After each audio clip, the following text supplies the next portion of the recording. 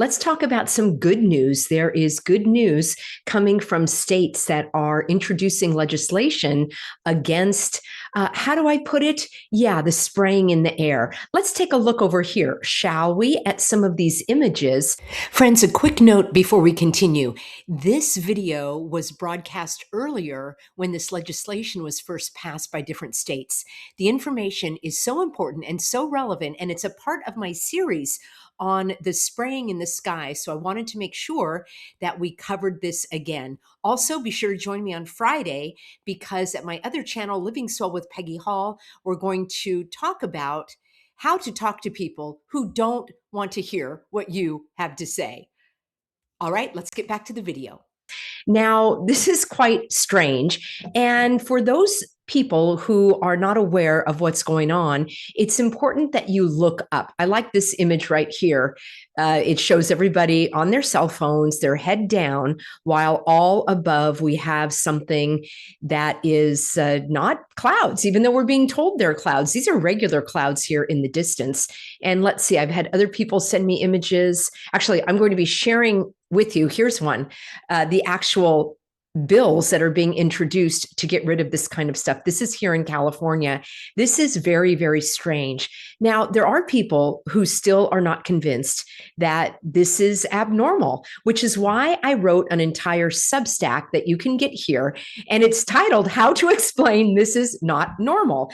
And I have a companion video that says, no, these are not just contrails, and here's why. So first of all, if you look, with just an objective view, these aren't clouds. And I think most rational people would agree that these are not clouds. But what they'll say is they are left over from jet airplanes. So my question is, if these were mere contrails, why aren't they a daily occurrence? Why will you have some blue skies and then you will have skies that look like this? And is this a normal jet pattern? Is that how they go? These jets are crisscrossing each other, like making an X. You can see right here, that looks very strange.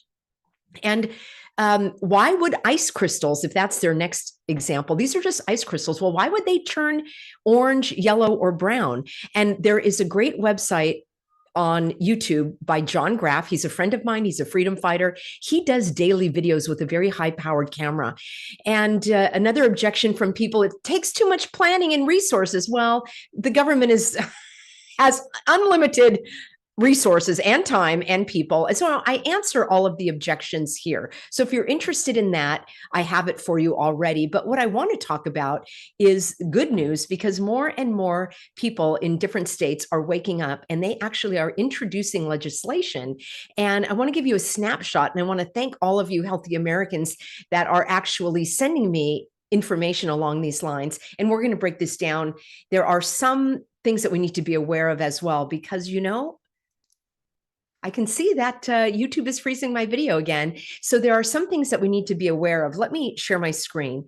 And we have to double check these bills to make sure that they're not going to bamboozle us in terms of making it more difficult to have a gas-powered car, for you to have a bonfire on the beach, to have air conditioning and other conveniences of modern life that they may want to take away. So we've got Kentucky, Rhode Island, New Hampshire, Illinois, South Dakota, Connecticut, and Tennessee. Now, I'm quite concerned about Connecticut's bill. We're going to start out by looking at Tennessee's, because I think that it could go a little farther as well. And this information came from a Substack writer, John Fleetwood, and I don't know him personally, and I just want to use that caveat here. So if you're interested in seeing what he has to say, it is John Fleetwood, and he has been tracking some of these bills. So what I want to do is first take a look at the Senate bill, and this is a very short one, and this is in the state of Tennessee. So let me share my screen, and it's really interesting because this is an amendment to another bill in the Senate in the state of Tennessee, and they're just kind of sneaking this in. And that bill has to do with not having vacancies on a board, and then they just kind of snuck this in at the last minute. And it says, it's one paragraph, and it is this proposed amendment by adding this new section. The intentional injection, release, or dispersion by any means of chemicals, chemical compounds, substances, or apparatus within the borders of the state into the atmosphere with the express purpose of affecting temperature, weather, or the intensity of the sunlight is prohibited. Now, I'm going to applaud that they are taking action. Absolutely. But you know me, I like to dig a little deeper. And when I went to the preface here, the preamble of this bill, it says it is documented that the federal government or other entities acting on the federal government's behalf or at the federal government's request may conduct geoengineering experiments by intentionally dispersing chemicals into the atmosphere, and those activities may occur within the state of Tennessee. All right, I want to pause right there because to my reading of this, it is limiting this to the activities of the federal government or those acting on the federal government's behalf. This could be the state government. This could be foreign governments. So if I were writing this bill or I were advising the authors of this bill, I would extend this to include other government, state government, private entities, foreign entities, so that it is not just limited to the federal government. And then it goes on to say that the Tennessee Department of Environment and Conservation, remember, I did videos before letting you know that it is a good idea for you to make complaints at these agencies. And they all have different names. In California, it's the EPA, and there's a federal EPA. And most of these agencies are telling you to make a complaint at the FAA. I do plan on breaking down their handout where they're trying to just dismiss this as natural events. They're even calling these weird features in the sky persistent contrails and classifying them as a new kind of cloud. Okay, that is gaslighting and lying, right? I mean, blatant lying. So it goes on to say that this department is responsible for monitoring air, soil, and water quality and regulating industrial and agricultural emissions into the air, soil, and water within the state of Tennessee, and while not impeding agriculture or commerce within the state. All right. Then I don't see anything in this proposed bill talking about the enforcement or the penalty. Now, maybe that would come later, but I feel that this is a good step. And what about you? I feel that it hasn't gone far enough. Now, there will be those who will say, well, Peggy, they need to just open the door. They need to start, at least to start. I agree with you. But I'm always looking at the hidden agenda, as I like to say. And it is possible that some of the evildoers are going to twist and really use their own desire to prevent you from driving a car powered by gasoline. They're going to prevent you from having your air conditioner and your electricity. Well, they want us to all be on electricity. They want to prevent you from having your gas fueled appliances. They want to cover the landscape with these horrible wind farms and, have everybody put solar panels on their roof, even in places where you don't get sunlight because they're blocking the sun. So we need to be careful that they are not going to pervert this information and this bill to actually serve their needs to limit you and restrict you from the kind of energy that you can use. We need to look at that. So that is a valid concern. All right, let me take a look at the next bill. All right, the next bill we're going to look at here is from the state of Kentucky. If you're interested, I will have links for you at my Substack, peggyhall.substack.com. And this came in 2024. And as a matter of fact, the Tennessee bill just came out. So I believe that was, well, it definitely was 2024. So here they want to create a new subchapter in their chapter to make findings and declarations regarding the dangers of atmospheric polluting activities and the Commonwealth's authority to prohibit geoengineering. They're going to define the terms, prohibit geoengineering, require the Department for Environmental Protection to issue a notice to any federal agency that has approved geoengineering activities, that those activities cannot be lawfully carried out in the Commonwealth. Again, just looking at the first few sentences of this bill, it's a little bit concerning to me. Now, we can applaud the fact that they are using the terms geoengineering, and they also are talking about atmospheric polluting activities. What if this legislature in Kentucky is going to manipulate that to mean your gas-powered car or your bonfire, outside at the park, or you using whatever kind of electricity or energy that you want to use. We need to be on the lookout that they're not going to manipulate that to use it against you. Again, it's also focusing on federal agencies. Well, a state could also pollute the air, and now they're getting around the law because it's not a federal agency. So we need to just dig a little deeper, keep our eyes on these bills. And let me see what the next one is that I have queued up for you. All right, so that was the Kentucky. Now we're going to look at the state of Rhode Island, and we'll see what they have to say. So we'll hop right on over here, and let's take a look here, shall we? I'll increase the size. And this was just introduced in March 1st, 2024. And good for you, Rhode Island. Okay. And this is in the Senate. This seems to me that it goes into quite a bit of detail. First of all, it is a 9-page bill whereas the others were very short. And this has a lot of different definitions. So I'm not going to make you squint to read that. So I'll take you off the screen share, but I will just summarize that for you. And it is known as the Rhode Island Clean Air Preservation Act. Now, again, they may be introducing this to get bipartisan support so that those who are in favor of climate change initiatives might construe this to be in favor of climate change restrictions. We have to be careful that that's not what they're doing these bills for. We can applaud this, but we need to also stay vigilant and diligent in doing our deep digging. So this one sets out by saying attempts to control the Earth's weather through solar radiation modification. And I've already done a video for you on that, but I will do a follow-up one for you about Bill Gates and all of the money that is going from the Gates Foundation to Harvard University for solar radiation management. Again, for people who are new to this, these are hard facts. This is objective information. This is out there. So look up into the sky, look into these, look into this information, for example, over at Harvard, and I will also have that for you in an upcoming video. So stratospheric aerosol injection, and that has the acronym of SAI, or other forms of weather engineering involve the release of hazardous chemicals and xenobiotic, foreign to life, electromagnetic radiation pollution. I'm glad that they included that into the atmosphere, threatening the public health and environmental conditions on the surface. So they're talking about ground-based facilities, including and those that are working with weather satellites now. That can be a topic for another day because I'm not convinced that we actually have weather satellites. I know, probably some of you are not going to believe that either. But it goes on to talk about the electromagnetic radiation pollution, I think is very important.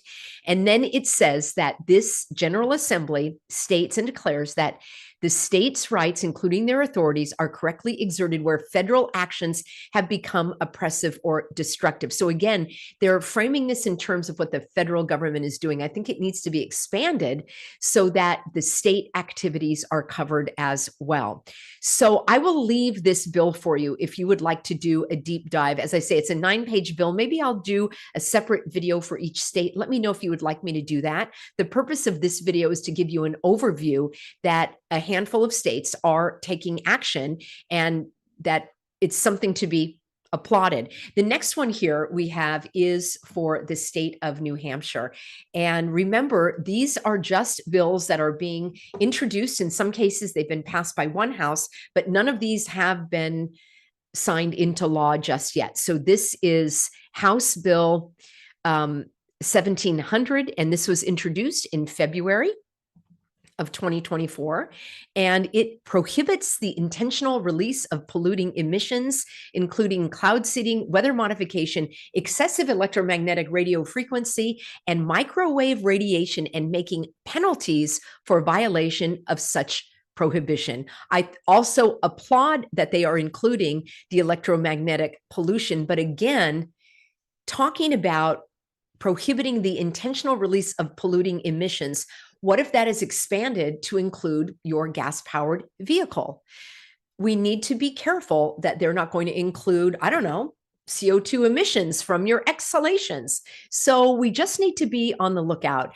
And I can't help it, friends. I always dig deeper. I don't accept things at face value. I know I want to applaud these actions as much as you do, but we can't just applaud them and then go about our business. We need to stay on top of this. The next one I'm going to look at, I'll show you here. This goes into the General Assembly for the state of Illinois, and I will read that to you, the synopsis. And that states, let me increase the size a little bit. It creates the Weather Modification Act. It provides that any form of weather modification shall not be allowed in the state, including the seeding of clouds by plane or ground. It defines seeding as a type of weather modification that aims to change the amount or type of precipitation that falls from clouds. And this would be effective immediately. Now, this was introduced in 2023, and also I can see reintroduced in 2024. It hasn't really gotten anywhere in the state of Illinois. I find this to be the mildest of all, not covering any other information other than cloud seeding. All right, the next one that we're going to take a look at is South Dakota. And again, I will have links for these in my Substack. And this, as you can see, 2024 introduced into the Senate. And it is an act to prohibit the intentional release of polluting emissions into the atmosphere by cloud seeding, weather modification, excessive electromagnetic frequency, and microwave radiation, and providing enforcement and penalties for violations. So far, I like South Dakota the best. I think it's succinct. They are not limiting it, as far as I can see, to the federal government. In fact, it says that the governor, I love this, or the sheriff in the county where the reported information shall immediately issue a cease and desist order upon the discovery of weather engineering, cloud seeding, or any other polluting atmospheric activity where an agency, public official, department, office, program, or member of the public produces evidence to the governor or the sheriff that the activity involves a polluting emission. Now, again, I just said I'm in favor of this, but we have to be careful that they're not going to include you driving a car or you vaping or whatever it might be in that polluting emission. Friends, I would not put it past these evildoers to manipulate these proposed laws and use them to their advantage. So we're going to applaud on the one hand, and on the other hand, we're going to dig deeper. We're going to remain diligent and vigilant. And I understand that some people, not you, my smart, savvy, sophisticated, supportive, and sometimes snarky, healthy Americans. But there are those that want others to do the work. And so when they see that these bills are being introduced, now they feel like they don't need to do anything else. They don't need to alert other people to look up and to question what's going on. They don't need to go to their city council meetings. And friends, I know that the city council is not going to do anything unless you're in some really great city councils and even counties where you have true patriots and those who are awake to the horrors that are going on. Those do exist. And I've had some of my healthy Americans email me about good news in places like Florida and other areas where they do have local officials that are not public servants, that they actually serve the public. But by and large, when we go to these meetings, it's to educate the people around us. And it's also to rattle the cages of the evil doers so that they know that we know what they are doing. So I wanted to bring you the good news, friends, as we close out the week. Let's give some applause that this information is getting out to a wider audience. Let's continue to look up. Please share my Substack, especially the one that says, no, these are not just contrails, and we have all the information to refute the objections that people bring up. And let me just close by saying this. It's a rare person, and I count you among the rare people, who have the wherewithal to actually withstand the cognitive dissonance, right? Cognitive dissonance is where facts and reality that people are being presented with, it doesn't coincide with what they believe their reality to be. So their reality is that those are just pretty clouds that make pretty sunsets, and that is just from the planes in the sky. Well, if they're from the planes in the sky, why aren't they every day? And why aren't there hundreds of them? You're telling me there's only a handful of planes that fly? And like, what's with those flight patterns? So it's very easy to dispel. But when someone has held a belief for a long time and you present them with actual evidence with reality and facts and truth, like objective information that can be proven, it's very, very difficult for them to let go of what they believed. Fear enters in again. And also their ego. They don't want to admit that they were bamboozled, duped, and hoodwinked. That's why so many people are still going along with the cocktails and the cooties. And they do not want to believe that they fell for it, hook, line, and sinker. So we do need to have some bit of patience with them. And I do believe that there are some that never are going to face reality because they would just rather live in their fantasy land. So let's not get too upset if they can't get with the program. Let's focus on those who want to learn more. And I thank you for marching with me all the way to heaven.